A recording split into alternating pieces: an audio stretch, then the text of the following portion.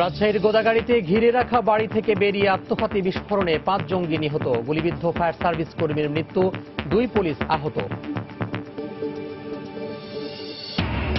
আগামী সংসদ নির্বাচন ঘিরে সরগরম রাজনৈতিক অঙ্গন, প্রস্তুতি শুরু করেছে প্রধান 2 রাজনৈতিক দল, অন্তকোন্দল নিয়ে শঙ্কা। 6 বছরেও সুরাহা হয়নি আমিনবাজারে ডাকাত সন্দেহে 6 ছাত্র হত্যা মামলার, সাক্ষী উপস্থিত না হওয়ায় বাড়ছে সময়, হুমকি দিচ্ছে আসামিরা, অভিযোগ নিহতের পরিবারের।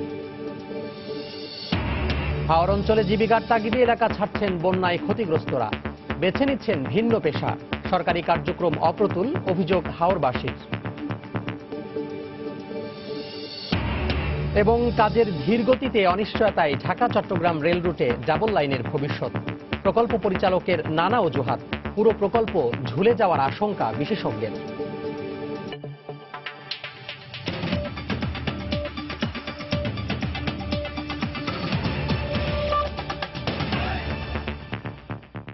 সময় সংবাদের সঙ্গে আছি আমি তোহা খান তামিম। রাজশাহীর গোদাগাড়িতে জঙ্গি আস্তানায় আত্মঘাতী বিস্ফোরণে এক নারী সহ 5 জঙ্গি নিহত হয়েছে। অভিযানের সময় গুলিবিদ্ধ ফায়ার সার্ভিস কর্মী আব্দুল মতিন মারা গেছেন, আহত হয়েছেন আরও 3 পুলিশ সদস্য। আহতদের রাজশাহী মেডিকেল কলেজ হাসপাতালে নেওয়া হয়েছে।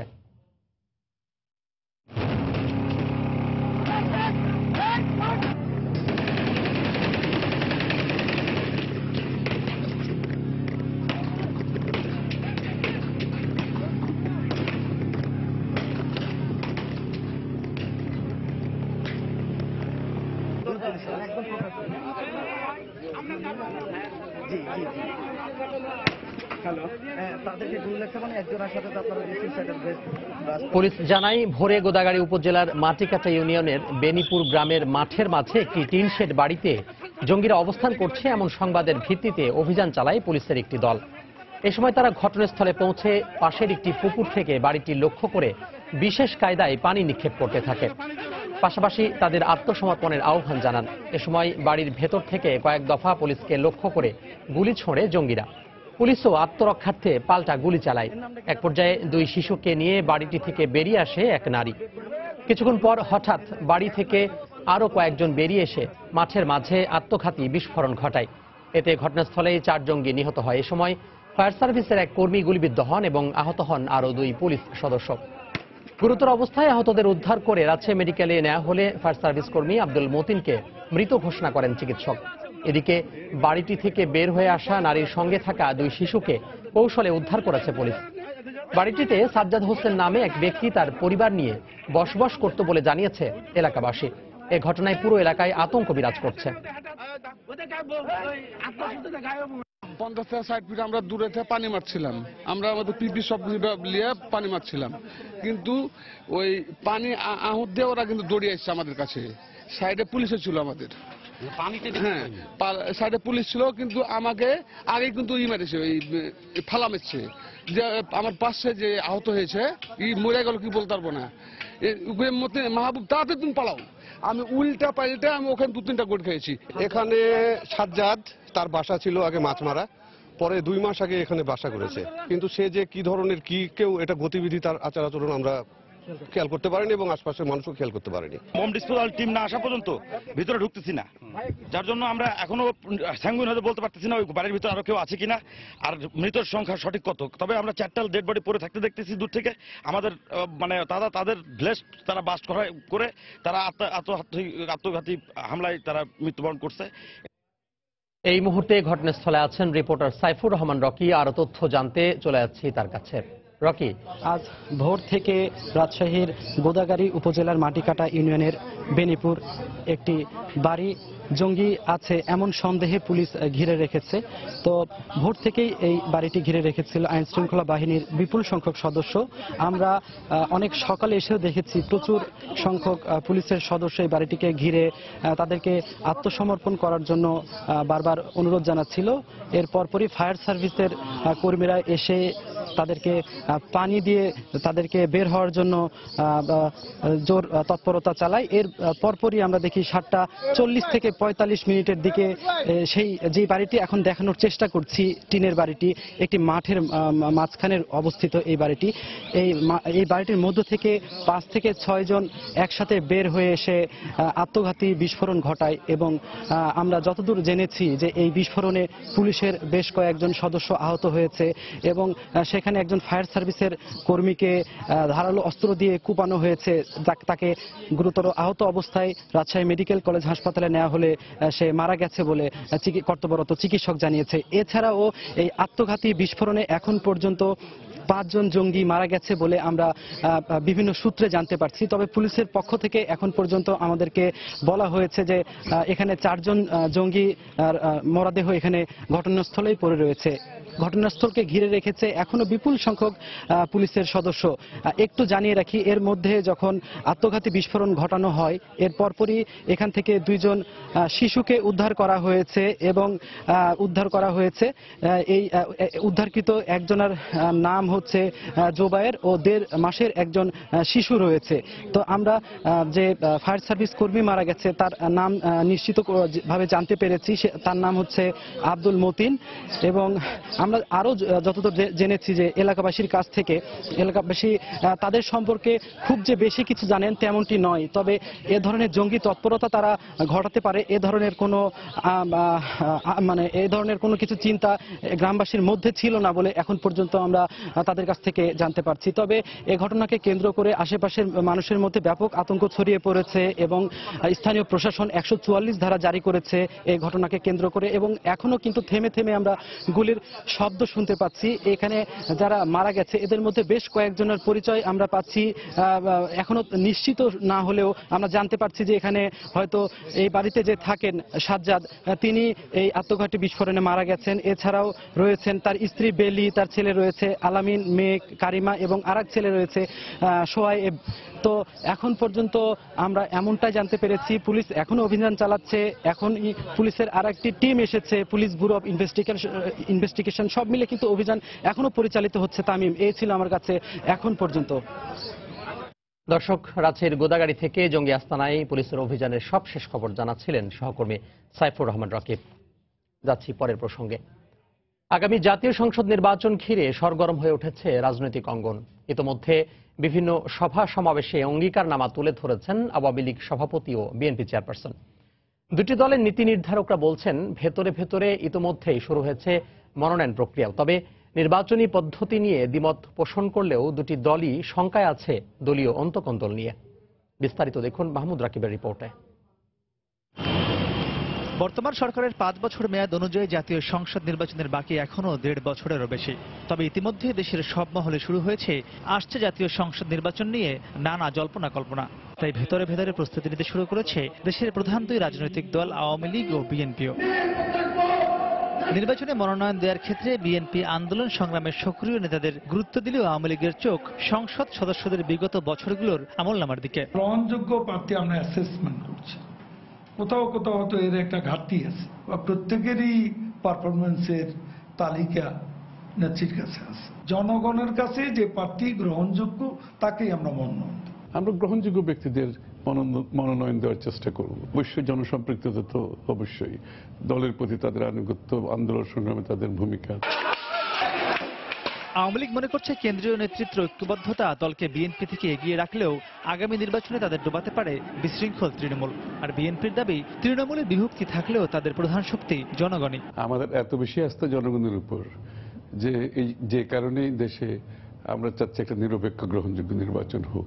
আমাদের সবচেয়ে বড় অ্যাডভান্টেজ, আমরা সেন্ট্রালি অল আর ইউনাইটেড। তৃণমূল পর্যায়ে নেতাকর্মীর মধ্যে একটা খাই ভাব, বিশৃঙ্খলা, খারাপ আচরণের কিছু কিছু বিষয় আছে, সেগুলোকে কন্টেইন করতে হবে। বিএনপি কমিটি পুনর্গঠন আমার মনে হয় 1/4 তারা করতে পারে। এবং যে মারামারি প্রকাশ্যে, অনেক নেতাও হেনস্থা হয়েছে। বিএনপি তো এখনো তো হত্যাকাণ্ড শুরু হয় নাই, তো তাদের দলের মধ্যে যে প্রত্যেকদিন হত্যাকাণ্ড চলছে, যেটা বিএনপিতে হচ্ছে সেটাও গ্রহণযোগ্য না। জনগণের কাছে আমাকে একটি পরিচ্ছন্ন, স্বচ্ছ স্বচ্ছতার মাধ্যমে আমাকে যেতে হবে। যেটা হচ্ছে এটা সমাধান আমরা দিচ্ছি। নির্বাচনী ব্যবস্থা নিয়েও মুখোমুখি অবস্থানে রয়েছে প্রধান দুই দল। সহায়ক সরকারের বিধান পৃথিবীর কোনো গণতান্ত্রিক দেশে নেই।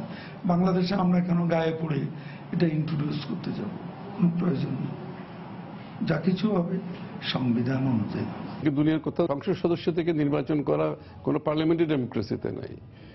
পৃথিবীর যদি কোথাও না থাকে তাহলে তারা এই কেয়ারটেকার গভর্নমেন্টের জন্য রাস্তায় নেমেছিল কি জন্য? ওইটাকে দুনিয়ার কোথাও ছিল? আস্থা ফিরিয়ে আনতে হলে নির্বাচনের 90 দিন আগে তাদেরকে সংসদ থেকে তাদেরকে পদত্যাগ করতে হবে। এটা হচ্ছে প্রথম শর্ত। তবে শেষ পর্যন্ত যে পদ্ধতিতে আগামী জাতীয় সংসদ নির্বাচন হোক না কেন, তাতে যে প্রধান দুই দলই অংশগ্রহণ করতে যাচ্ছে তাদের কথায় তা স্পষ্ট। মাহমুদ রাকিব, সময় সংবাদ, ঢাকা। সংবিধানের প্রয়োজনীয় সংশোধনের মাধ্যমে প্রধানমন্ত্রীর একক নির্বাহী ক্ষমতায় ভারসাম্য আনতে চায় বিএনপি। পাশাপাশি প্রতিহিংসা ও প্রতিশোধের রাজনীতির বিপরীতে আলোচনা ও সমঝোতা চায় দলটি। গতকাল বিকেলে বিএনপির ভবিষ্যৎ কর্মপরিকল্পনা ভিশন 2030 উপস্থাপনকালে এ লক্ষ্যের কথা জানান বিএনপি চেয়ারপারসন বেগম খালেদা জিয়া। ভবিষ্যতে সব কালা কানুন বাতিল করে আইনের শাসন প্রতিষ্ঠার পরিকল্পনার কথাও জানান তিনি। সংবাদ সম্মেলনের মাধ্যমে বিএনপির ভবিষ্যৎ কর্মপরিকল্পনা ভিশন 2030 তুলে ধরতে বুধবার বিকেলে রাজধানীর হোটেল ওয়েস্টিনে আসেন বিএনপি চেয়ারপারসন বেগম খালেদা জিয়া। সাংবাদিকদের পাশাপাশি সেখানে আগে থেকেই উপস্থিত ছিলেন বিভিন্ন দেশের কূটনীতিক ও বিশিষ্টজনেরা। এতে বিএনপি সহ সমমনা প্রায় সব রাজনৈতিক দলের শীর্ষ নেতারা উপস্থিত থাকলেও দেখা যায়নি জামায়াতে ইসলামীর কাউকে। বাংলাদেশ জাতীয়তাবাদী দলের ভিশন 2030 রূপকল্প উপস্থাপনের শুরুতেই বেগম জিয়া বিদ্যমান সাংবিধানিক কাঠামোতে প্রজাতন্ত্রের নির্বাহী ক্ষমতায় ভারসাম্য আনার পরিকল্পনার কথা জানান। সাম্প্রতিক বছরগুলোর অভিজ্ঞতায় দেশবাসী গভীরভাবে উপলব্ধি করেছে যে প্রধানমন্ত্রীর একক নির্বাহী ক্ষমতা সংসদীয় সরকারের আবরণে একটি স্বৈরাচারী একনায়কতান্ত্রিক শাসনের জন্ম দিয়েছে। বিদ্যমান অবস্থার অবসানকল্পে সংবিধানের প্রয়োজনীয় সংশোধনীর মাধ্যমে প্রজাতন্ত্রের নির্বাহী ক্ষমতার ক্ষেত্রে ভারসাম্য আনা হবে।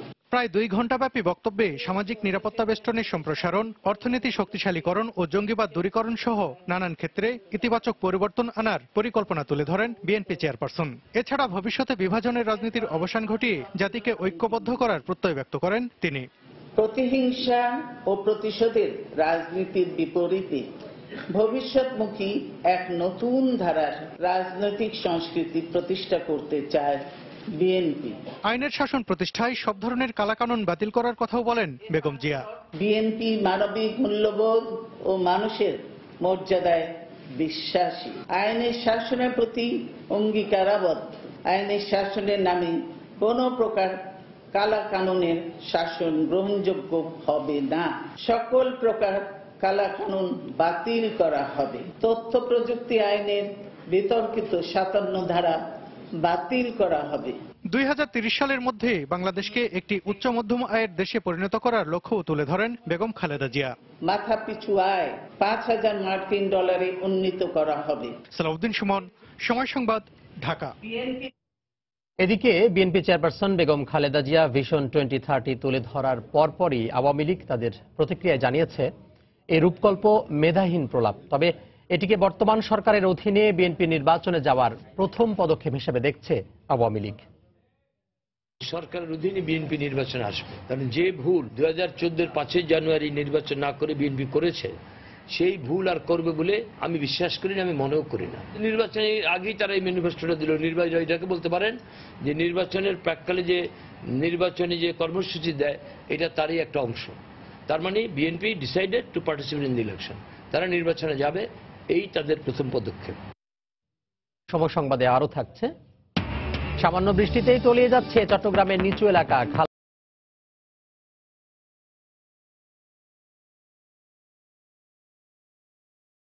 এবং চলতি অর্থ বছরের এপ্রিল পর্যন্ত রেকর্ড 15 লাখের বেশি করদাতার রিটার্ন দাখিল। তবে এখনো করের আওতার বাইরে রয়ে গেছে বেশি আয়ের অনেকেই।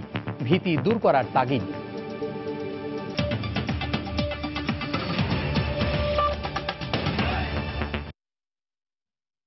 ছয় বছর পেরিয়ে গেলেও সুরাহা হয়নি সাভারের আমিন বাজারে 6 ছাত্রকে ডাকাত সন্দেহে পিটিয়ে হত্যা মামলার। রাষ্ট্রপক্ষের আইনজীবী বলছেন 92 সাক্ষীর মধ্যে 46 জনের সাক্ষ্য গ্রহণ শেষ হয়েছে। বাকিরা উপস্থিত না হওয়ায় বিচার শেষ হতে সময় লাগছে।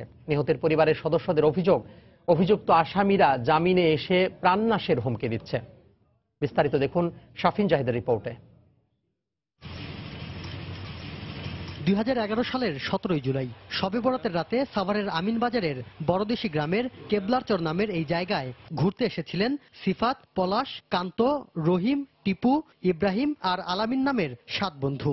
ভাগ্যের নির্মম পরিহাসে ডাকাত সন্দেহে পেটানো হয় তাদেরকে। সেদিন রাতেই মারা যায় আলামিন ছাড়া বাকি 6 জন। ভাগ্য সহায় তাই প্রাণে বেঁচে ফেরেন আলামিন। 6 বছর পর সেদিনের সেই লোমহর্ষক ঘটনা বলতে গিয়ে এখনো তার চোখে মুখে ফুটে ওঠে আতঙ্কের ছাপ। একদিকে ফিরে রাখা পাই না, কয় দিকে ফিরে বই সামনে দিয়ে ফিরে পিছনে মারে, পিছনে ফিরে সামনে থেকে মারে, ডানা কোপ মারে, মানে ডানা হালাই দেওয়ার চেষ্টা আজ কেটে প্ল্যান প্রোগ্রাম ছিল তাদের। আর সবচেয়ে বড় খারাপ লাগে যখন এই পোস্টার গুলাতে তাদের ছবিগুলো দেখি একসাথে। অন্য অন্য জায়গায় অনেকজন দেখি শিশু নির্যাতন করছে, ওই বিচার হয়ে গেছে। তা আমরা কি শিশু ছিলাম না? আমাদের বিচারটা তো করেনি। আলামিন বেঁচে ফিরলেও ভাগ্যদোষে ঘরে ফেরেনি যারা, তাদের পরিবার আজও বুকে সন্তানের ছবি আগলে রেখেছেন। 6 পরিবারের মা বাবা যেন সন্তানকে খোঁজেন ছবিতে আর বেদনার দীর্ঘশ্বাস ফেলেন, যেখানে একটাই চাওয়া দ্রুত ন্যায় বিচার।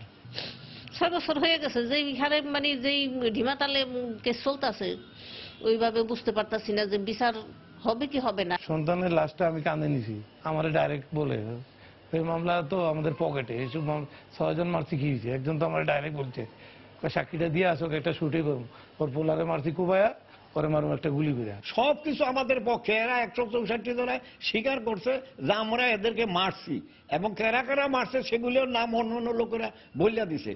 6 কলেজ ছাত্র হত্যার ঘটনায় সে সময় 600 গ্রামবাসীকে আসামি করে একটি হত্যা মামলা দায়ের করে পুলিশ।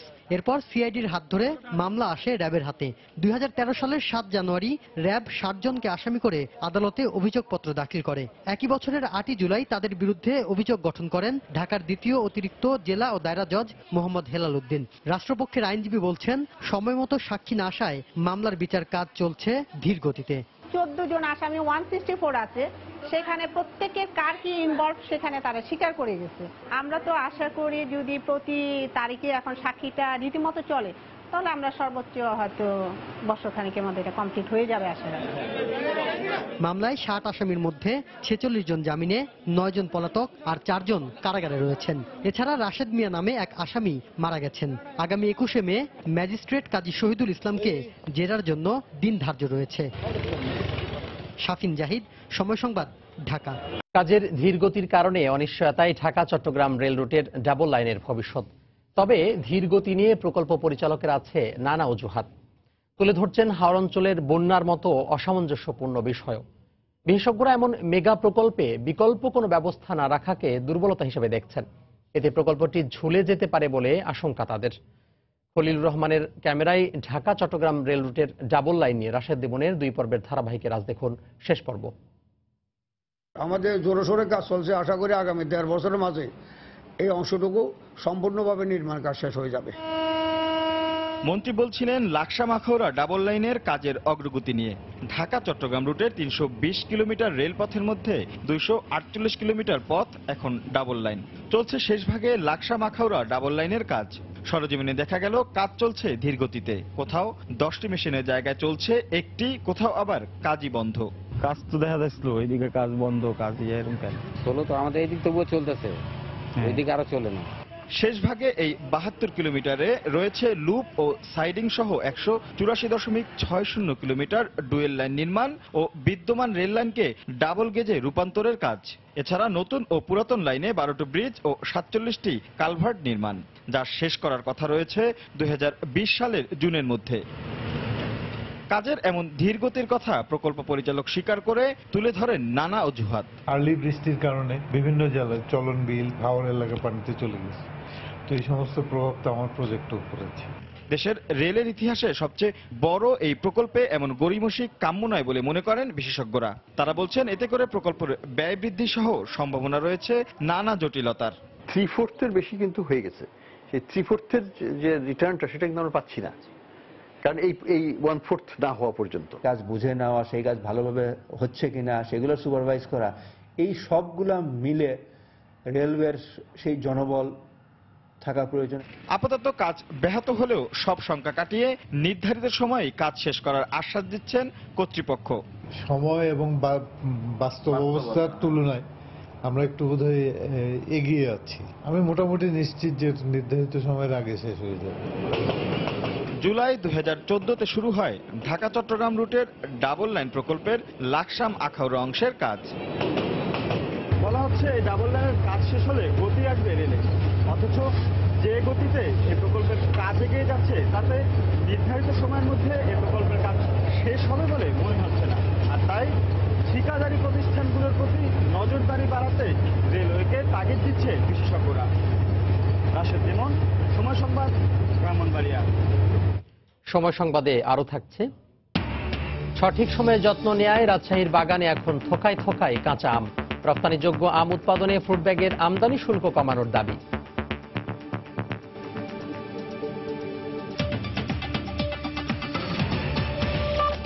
আজ পবিত্র শবে বরাত বা ভাগ্য রজনী। ইসলাম ধর্মমতে আরবি শাবান মাসের 14 তারিখ দিবাগত রজনী লাইলাতুল বারাত বা শবে বরাত নামে পরিচিত।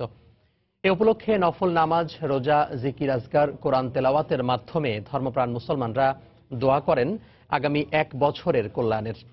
ইসলামী চিন্তাবিদদের মতে এ রাতে লিপিবদ্ধ করা হয় তাকদীর বা ভাগ্য। বরকতময় এক রজনী পবিত্র শবে বরাত। জীবন মৃত্যুর দিনক্ষণ, ভালো মন্দ, রিজিক সহ জীবনের যাবতীয় কিছু নির্ধারণ করা হয় এই রাতে। ইসলামী গবেষকদের মতে আল্লাহ রাব্বুল আলামিন মানব জাতির জন্য অসীম রহমতের দুয়ার খুলে দেন শবে বরাতে। সর্বশক্তিমানের দরবারে পাপ কাজ থেকে নিষ্কৃতি ও সকল অন্যায়ের জন্য ক্ষমা প্রার্থনা করেন ধর্মপ্রাণ মুসলমানরা। আল্লাহ রাসূল বলেছেন, রব্বুল আলামিন প্রথম আকাশে এসে বিভিন্ন ভাষায় ডাকতে থাকেন, আছে কি কোনো অপরাধী যে অপরাধ করেছে, অন্যায় করেছে, বিচার করেছে, আমার কাছে আমি রব্বুল আলামিনের কাছে ক্ষমা চাইবে, আমি রব্বুল আলামিন তাকে ক্ষমা করে দিব। আছে কি কোনো রিজিকের প্রত্যাশী ব্যক্তি, আমার কাছে রিজিক চাইবে, আমি তাকে রিজিকের ব্যবস্থা করে দিব। যদি কেউ এই রাতে ইবাদত করে তার সারা বছরের ভাগ্যের পরিবর্তন ঘটে, আল্লাহ তাআলা তার ভাগ্যকে সুপ্রসন্ন করে। আল্লাহ তাআলা এই রাত্রিতে ক্ষমা করে দেন, অর্থাৎ অসংখ্য ব্যক্তিকে তিনি ক্ষমা করে দেন। প্রতিটি মুমিন মুসলমান এ রাতে নিমগ্ন থাকেন ইবাদতে। ইসলামী চিন্তাবিদদের মতে ভাগ্য লিপিবদ্ধের এ রাত থেকে অন্তরে শিরক ও বিদ্বেষ ত্যাগের শিক্ষা নিয়ে তা যদি কাজে লাগানো যায় ব্যক্তি, সমাজ ও রাষ্ট্রীয় জীবনে, তবেই পূর্ণ হবে শবে বরাতের মূল উদ্দেশ্য। এখান থেকে মূলত রমজান মাসের একটা আবহ সৃষ্টি হয়। মানুষ মাহে রমজানকে, শাবানকে ঘিরেই শুরু করে দেয়। রাতে ইবাদত বন্দেগীর মাধ্যমে তোমরা কাটাবে এবং পরবর্তী দিনে তোমরা সেখানে রোজা রাখবে। শাবান মাসের পরের মাস রমজান, আর শবে বরাতের 14 থেকে 15 দিন পর শুরু হয় রোজা। সে হিসেবে চলতি মে মাসের শেষাংশে শুরু হবে সিয়াম সাধনার মাস পবিত্র রমজান। কামরুজ্জামান মামুন, সময় সংবাদ, ঢাকা। সুনামগঞ্জে পানি উন্নয়ন বোর্ডের বাঁধ নির্মাণে অনিয়মের কারণে হাওর অঞ্চলের কৃষির উপর নির্ভরশীল পরিবারগুলো এখন দিশেহারা। পরপর দুবার বছরের একমাত্র ফসল হারিয়ে ভিন্ন পেশা বেছে নিতে এলাকা ছাড়ছেন অনেক কৃষক। ক্ষতিগ্রস্ত কৃষকের জন্য সরকার সহায়তা কর্মসূচি চালু করলেও তা প্রয়োজনের তুলনায় কম বলে অভিযোগ হাওরবাসীর। একরামুল কবিরের 4 পর্বের ধারাবাহিকের 3য় পর্ব আজ। সঙ্গে ছিলেন হিমাদ্রি শেখর ভদ্র, আর ক্যামেরায় ছিলেন নওশাদ আহমেদ চৌধুরী। প্রায় আমি 200 মণ ধান পাই, জোর করে একটা উঙ্গা করতে পারছি না, এর মধ্যে গেছে ছাগলে লাঙালি ঘুরতেছি। 200 টাকা দিব, দিলে পরে খুশি চালানো বাচ্চা লইয়া খাইব। সুনামগঞ্জের তাহিরপুরের মাটিয়ান হাওর পাড়ের এই কৃষকের আকুতি বলে দিচ্ছে তারা কতটা অসহায়। এমন করুণ দশা হাওর পাড়ের মানুষের ঘরে ঘরে। কৃষকেরা নিজের খাদ্য নিয়ে যতটা চিন্তিত, ততটাই চিন্তিত ঋণে কেনা গবাদি পশুর খাদ্য নিয়েও। পচাগুলা আমরা শুকাই রাখতেছি যাতে ওই গরুর আমরা খাদ্য দিতে পারি। গত বছরের তো সমস্যা রয়েছে, এবার করলাম 10 কি আর ঋণ ফিন করিয়া এদিকেও কাটতে পারছি না, চলে গেছে গা। বারবার বছরের একমাত্র ফসল হারিয়ে দিশেহারা কৃষকেরা অন্যত্র পাড়ি জমাচ্ছেন। একটা নীরব মাইগ্রেশন চলতেছে। মানুষ তাদের গ্রাম থেকে তারা ঢাকার দিকে, গাজীপুরের দিকে, রাঙামাটির দিকে, ভোলাগঞ্জের দিকে প্রতিদিন শতাধিক মানুষ চলে যাচ্ছে। জেলার হাওরের প্রায় 90% ফসল নষ্ট হওয়ায় ক্ষতিগ্রস্ত কৃষকের জন্য সরকার সহায়তা কর্মসূচি চালু করেছে, কিন্তু প্রয়োজনের তুলনায় তা অপ্রতুল বলে জানিয়েছে হাওরবাসী। 13 চাল নাই আমরা জায়গা এই তো আজ 3 দিন ধরে একবার ঘুরে যাইতাছি আজ কি আসাম কানা আশা নাই ঘুরে ঘুরে যাই তারাই অসুবিধা হয়ে কইব নাই শেষ। 1,50,000 ভিজিএফ কার্ডের মাধ্যমে ক্ষতিগ্রস্ত এবং প্রান্তিক চাষি দুস্থ মানুষ তারা 30 কেজি চাল এবং 500 করে টাকা তারা পাবে। জেলার 88টি ইউনিয়ন এবং পৌর এলাকার 9টি কেন্দ্রের মাধ্যমে প্রতিদিন 1 টন চাল 15 টাকা কেজি দরে খোলা বাজারে বিক্রি করা হচ্ছে। অকাল বন্যায় কৃষির উপর নির্ভরশীল সুনামগঞ্জের প্রায় 4 লাখ পরিবার ফসল হারিয়ে নিঃস্ব হয়ে পড়েছেন। তাদের সহায়তার জন্য সরকার 1.5 লাখ ভিজিএফ কার্ড সহ নানা ধরনের খাদ্য নিরাপত্তা কর্মসূচি চালু করেছে। এই নিরাপত্তা কর্মসূচির পরিধি আরো বাড়ানোর দাবি জানিয়েছেন কৃষকরা। ইকরামুল কবির, সময় সংবাদ, সুনামগঞ্জ। 2016-17 অর্থ বছরের এপ্রিল পর্যন্ত রেকর্ড সংখ্যক 15,19,000 করদাতা আয়কর রিটার্ন দাখিল করেছেন, যা গত বছরের চেয়ে 4 লাখেরও বেশি। বিশ্লেষকদের মতে 16,000 টাকার বেশি বেতনভোগীদের ইটিআইএন নেওয়া বাধ্যতামূলক করায় রিটার্ন দাখিলের সংখ্যা বেড়েছে। তবে বেশি আয়ের অনেক করদাতা এখনও করের আওতায় আসেনি। এনপিআরের প্রত্যাশা, নতুন নিবন্ধিতদের বড় অংশ আগামী অর্থ বছরেই করদাতা হবেন। বিস্তারিত জানাচ্ছেন হাজরা শিউলি। অর্থনৈতিক উন্নতির সাথে বিগত কয়েক বছরে 6% বেশি জিডিপি প্রবৃদ্ধি ধরে রেখেছে বাংলাদেশ, কিন্তু মানুষের আয় বাড়লেও সে হারে বাড়েনি করদাতার সংখ্যা। তাই প্রতিবেশী দেশগুলোতে যেখানে কর জিডিপি অনুপাত সর্বনিম্ন 20 থেকে সর্বোচ্চ 30%, সেখানে বাংলাদেশের কর জিডিপি অনুপাত মাত্র 10.3%। তবে আসার কথা, গেল অর্থ বছরের চেয়ে চলতি অর্থ বছর এপ্রিল পর্যন্ত রিটার্ন দাখিলের পরিমাণ বেড়েছে 42%। এনবিআরের কর্মকর্তাদের দাবি, বিভিন্ন ধরনের উদ্ভাবনী কার্যক্রম করদাতাদের উদ্বুদ্ধ করেছে। গত কয়েক বছর আমাদের জাতীয় রাজস্ব বোর্ড থেকে যে বিভিন্ন ধরনের কার্যক্রম গ্রহণ করা হয়েছে, সেই কার্যক্রমেরই সার্বিক ফল এগুলি। আমাদের ট্যাক্স নেট বাড়ানোর ক্ষেত্রে আমরা যে ড্রাইভ দিয়েছি, আমাদের রাজস্ব প্রদানের জন্য বিভিন্ন রকমের যে উদ্বোধনমূলক কার্যক্রম আমরা নিয়েছি, আমরা মেলা করেছি, আমরা হালখাতা করেছি, আমরা আয়কর সপ্তাহ করেছি। তবে নিবন্ধিত করদাতার সংখ্যা বাড়লেও বেশি আয়ের বিপুল সংখ্যক করদাতা এখনো সিস্টেমে আসেনি বলে মনে করেন এই বিশ্লেষক। 16,000 টাকা বেতন তো আজকাল প্রায় একদম নিম্ন কর্মচারীরও হয়ে যাচ্ছে। এরাই যদি শুধু নিয়মের খাতিরে যদি করদাতা হয়ে থাকে বা এসে থাকে, এবং সেই সংখ্যা নিয়ে তো আমার এই করা কিছু নেই। প্রকৃত করদাতা যে আমার হিসাবের ভিতরে নাই, এই করদাতা হয়েছে কিনা, সেইটা বাড়ছে কিনা, সেটাই ইম্পর্টেন্ট। আয়কর আইনজীবীদের মতে দক্ষ জনবলের সংখ্যা বৃদ্ধি এবং কর অফিসের প্রতি ভীতি দূর করা গেলে করদাতার সংখ্যা অনেক বাড়বে। যে রিটার্ন দেওয়ার মানি বিপদ, এটা ঠিক না। এটাকে কর বিভাগকে নিশ্চিত করতে হবে যে আয়কর রিটার্ন দেওয়ার জন্য এখন সহজীকরণ অনেক কিছু হয়েছে। করদাতা বান্ধব পরিবেশ যদি সকল ক্ষেত্রে যদি নিশ্চিত করা যায়, তাহলে রিটার্নের সংখ্যা বৃদ্ধি পাবে। এনবিআর এর প্রত্যাশা, অর্থবছর শেষে রিটার্ন দাখিলের সংখ্যা 16 লাখ ছাড়িয়ে যাবে এবং ইটিআইএন এর সংখ্যা দাঁড়াবে 30 লাখে। হাজরা শিউলি, সময় সংবাদ, ঢাকা। চট্টগ্রামে ক্ষমতার পালা বদলে বারবার মেয়র পরিবর্তন হয়েছে, কিন্তু পরিবর্তন হয়নি সাধারণ মানুষের ভাগ্য। প্রতি বছর বর্ষা আসলেই জলাবদ্ধতার অভিশাপ থেকে যেমন নগরবাসী মুক্তি পায়নি, তেমনি দীর্ঘদিনেও নগরীতে কোনো নতুন খাল খনন করা যায়নি। এতে সামান্য বৃষ্টিতেই ডুবছে নগরীর নিচু এলাকা। চট্টগ্রামের জলাবদ্ধতা নিয়ে পার্থপ্রতিম বিশ্বাসের 2 পর্বের ধারাবাহিকে আজ দেখুন প্রথম পর্ব।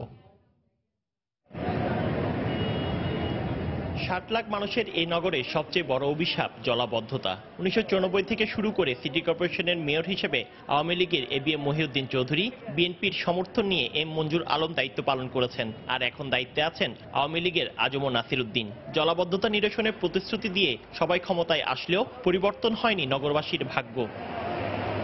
1995 সালের মাস্টার প্ল্যানে 3টি নতুন খাল করার প্রস্তাবনা থাকলেও একটিও বাস্তবায়িত হয়নি। তবে সিটি মেয়রের দাবি, প্রকল্প অনুমোদন হলেও অর্থ ছাড় না পাওয়ায় কাজ শুরু করা যায়নি। অর্থ ছাড় যদি না হয় এবং টাকাগুলো যদি একসাথে পাওয়া না যায়, তাহলে তো আমরা তো কোনো পদক্ষেপ নিতে পারছি না। কারণ জায়গা অধিগ্রহণই না হলে আমি পরবর্তী কাজগুলো, সিভিল ওয়ার্কসগুলো কিভাবে সম্পাদন করবে। আমরা ফেজ বাই ফেজ এটা বাস্তবায়ন করার একটা সিদ্ধান্ত নিয়েছি। সিটি কর্পোরেশনের সাথে সংশ্লিষ্ট সরকারের অনেকগুলো বিভাগের মধ্যে সমন্বয়ের অভাবেই সমস্যার সমাধান হচ্ছে না বলে মনে করেন এই নগর পরিকল্পনাবিদ। যদিও মেয়রকে সমন্বয়ের দায়িত্ব দেওয়া হয়েছে, এই সমন্বয়টি কাগজে পত্রে মাত্র। কারণ বিভিন্ন বিভাগের প্রধানরা কেউই মেয়রের কাছে দায়বদ্ধ নয়। এই কারণেই কোনো মেয়র পারেন না এবং সকল কাজগুলি সিটি কর্পোরেশনে করার এক্সপার্টাইজও নেই। এমনি একটা অবস্থাতে সিটি কর্পোরেশনের পক্ষে কোনোভাবেই ড্রেনেজ অবস্থাতে এই প্রবলেমটাকে শুধু ওনারা প্রোডাক্ট দিতে পারবেন, আমার সংকটের তীব্রতাটাকে কমিয়ে রাখতে পারবেন। টোটাল সমস্যার সমাধান করা সিটি কর্পোরেশনের পক্ষে সম্ভব নয়। নগরীতে ছোট বড় মিলিয়ে 30টিরও বেশি খাল রয়েছে। এর মধ্যে উল্লেখযোগ্য হলো চাকতাই খাল, রাজাখালী খাল, বন্দর এলাকার মহেশ খাল, পতেঙ্গা এলাকার গুপ্ত খাল। পার্থপ্রতিম বিশ্বাস, সময় সংবাদ, চট্টগ্রাম। সময়োপযোগী নানা যত্নে রাজশাহীর আম বাগানগুলোতে এখন থোকায় থোকায় সবুজ কাঁচা আম।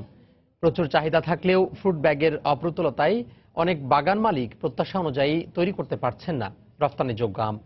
অধিক পরিমাণে রপ্তানিযোগ্য আম উৎপাদনে ফ্রুট ব্যাগ আমদানিতে শুল্ক কমানোর দাবি তাদের। আম উৎপাদকরা লিখিতভাবে জানালে আমদানি বিষয়ে দ্রুত ব্যবস্থা নেওয়ার আশ্বাস দিয়েছেন স্থানীয় চেম্বার অব কমার্সের নেতারা। হাবিবুর রহমান পাপুর তোলা ছবিতে আরো জানাচ্ছেন রাকিবুল হাসান। রাজশাহীর বাগানের গাছ এখন ভরে উঠেছে 250 প্রজাতির আমে।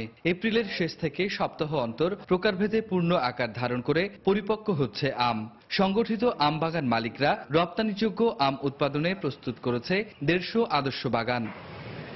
আম পাকার ক্রমানুসারে ইতিমধ্যে খিরসাপাদ, গোপালভোগ, রানী পছন্দ সহ 6 জাতের আমে ফ্রুট ব্যাগিং সম্পন্ন হয়েছে।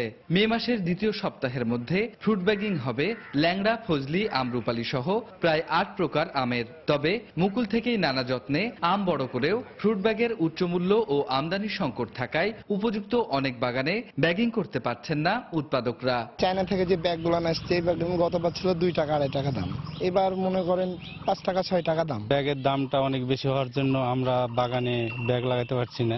রপ্তানিমুখী আম উৎপাদনের প্রধান উপকরণ ফ্রুট ব্যাগ আমদানিতে সরকারকে শুল্ক কমানোর দাবি জানিয়েছেন আম উৎপাদক সমিতির নেতা। আর ফ্রুট ব্যাগ আমদানিতে সমস্যা লিখিতভাবে জানালে ব্যবস্থা নেবার আশ্বাস দিলেন স্থানীয় ব্যবসায়ী নেতা। ব্যাগের দামটা বেশি হওয়ার ফলে কৃষক একটু সমস্যায় পড়েছে। তো এটার যদি দাম কমতো তাহলে পর্যাপ্ত পরিমাণ আমরা ব্যাগিং করতে পারতাম। আমের প্রয়োজনগুলো এক্সপোর্ট করার জন্য, প্যাকেটজাত করার জন্য যদি কোনো সমস্যা হয় লিখিতভাবে আমাকে বলে, তবে আমি এনবিআর চেয়ারম্যান মহোদয়কে, অর্থ মন্ত্রণালয়ে আমি অবশ্যই চিঠি পাঠাবো এবং আমি নিজে মনিটরিং করব। তবে ফ্রুট ব্যাগিং সম্ভব না হলে স্থানীয় বাজারে আমের সঠিক মূল্য পেতে গুণগত মান অক্ষুণ্ণ রাখার পরামর্শ ফল গবেষকের। এই ব্যাগটি পরাইলে যেটি হবে যে মাছি পোকা বা অন্য আর কোনো পোকার আক্রমণ বা কোনো রোগের আক্রমণ সরাসরি দেখা যাবে না। জেলা ফল গবেষণা কেন্দ্রের দেয়া তথ্য মতে চলতি মৌসুমে 17,000 হেক্টর জমিতে 1,81,000 মেট্রিক টন আমের উৎপাদন লক্ষ্যমাত্রা নির্ধারণ করা হয়েছে। এর মধ্যে রপ্তানি করা হবে 500 মেট্রিক টন ফ্রুট ব্যাগের আম। রাকিবুল হাসান, সময় সংবাদ, রাজশাহী। এ পর্যায়ে শীর্ষ সংবাদ জানিয়ে দিচ্ছি আরো একবার।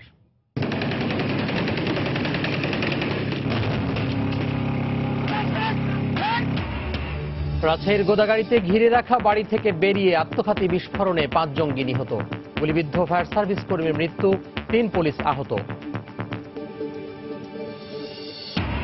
আগামী সংসদ নির্বাচন ঘিরে সরগরম রাজনৈতিক অঙ্গন, প্রস্তুতি শুরু করেছে প্রধান 2 রাজনৈতিক দল, অন্তকন্দল নিয়ে শঙ্কা।